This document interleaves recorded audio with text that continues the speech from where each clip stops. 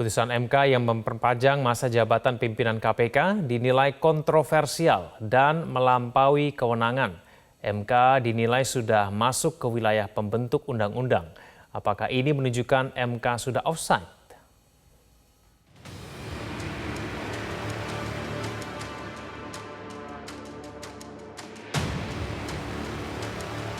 Mahkamah Konstitusi memutuskan mengubah masa jabatan periode kepemimpinan KPK dari 4 tahun menjadi 5 tahun.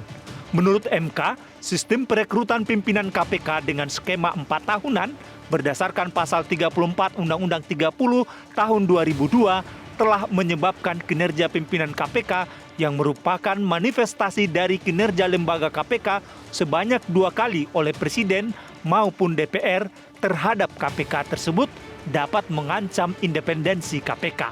Karena dengan kewenangan DPR untuk melakukan seleksi atau rekrutmen pimpinan KPK sebanyak 2 kali dalam periode atau masa jabatan kepemimpinannya, berpotensi tidak hanya mempengaruhi independensi pimpinan KPK, tetapi juga beban psikologis dan benturan kepentingan pimpinan KPK yang hendak mendaftarkan diri.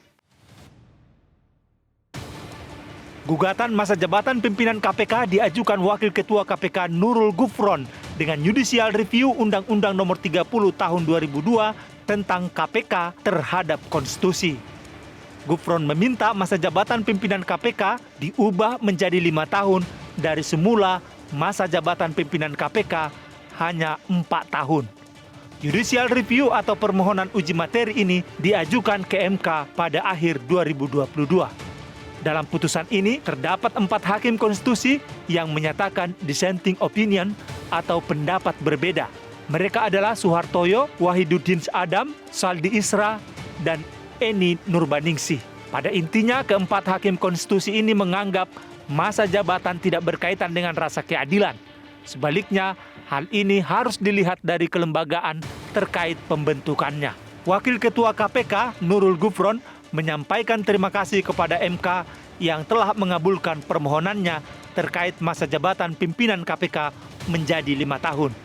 Sejumlah anggota DPR memberi tanggapan atas putusan MK tersebut. Ketua Komisi 3 DPR RI, Bambang Yuryanto, mengaku tidak tahu argumentasi MK memutuskan hal tersebut, namun ia menegaskan bahwa keputusan MK bersifat final dan mengikat. Sementara itu, Wakil Ketua Komisi 3 DPR RI, Ahmad Saroni, menegaskan pembuatan Undang-Undang KPK merupakan kewenangan DPR RI. Namun kali ini, masa jabatan pimpinan KPK telah diubah oleh MK. Putusan MK terkait masa jabatan pimpinan KPK dinilai mantan Ketua KPK Abraham Samad sebagai hal yang aneh. Tapi kita heran kok Hakim MK tiba-tiba mengabulkan. Itu hal yang pertama yang menurut saya agak ganjil. Kemudian keganjilan kedua, kita lihat juga ketika Saudara Nurul Gufron mengajukan gugatan judicial review ini ke MK, itu kan di tengah jalan baru dia memasukkan tentang perpanjangan masa jabatan pimpinan KPK. Jadi dari awalnya dia tidak memasukkan. Sementara itu, pakar hukum tata negara Ferry Amsari menilai putusan MK ini kontroversial. Putusan ini tentu saja akan terlihat kontroversial ya, jika dilihat dari beberapa sudut pandang. Pertama, bahwa masa jabatan pimpinan KPK saat ini mau berakhir. Kenapa MK kemudian menyidangkan dan terburu-buru menyelesaikan perkara ini? Padahal kita ketahui bahwa saat ini sedang akan disiapkan proses seleksi. Tentu akan timbul perdebatan mengenai sisa masa jabatan yang ada.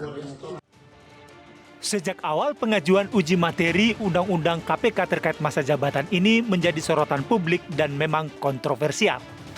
Tim Liputan Metro TV.